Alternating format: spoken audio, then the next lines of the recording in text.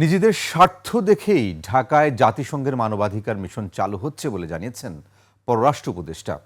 কোনো কিছুই দেশের বিরুদ্ধে যাবে না বলেও জানান তিনি। এদিকে মাইলস্টোন ট্র্যাজেডিতে ভারতের সহায়তা দুদেশের সম্পর্ক উন্নয়নে ইতিবাচক হিসেবে দেখছেন তিনি। মফিউর রহমানের রিপোর্ট। বাংলাদেশে জাতিসংঘের মানবাধিকার কমিশনের অফিস চালু নিয়ে বিতর্কের মাঝেই বাংলাদেশের সাথে এমইও সই হয় জাতিসংঘের এই কমিশনের সাথে। এ নিয়ে পররাষ্ট্র মন্ত্রণালয়ে সাংবাদিকদের বিস্তারিত বলেন পররাষ্ট্র উপদেষ্টা।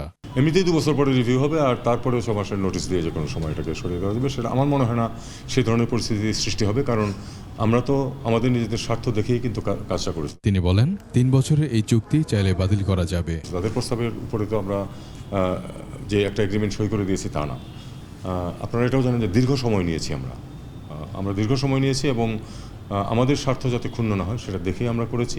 কথা বলেন ভারত বাংলাদেশের সাম্প্রতিক সম্পর্ক নিয়েও। যে আমরা কারোর সাথে কিন্তু এমন কিছু করছি না যাতে সম্পর্ক খারাপ হতে পারে।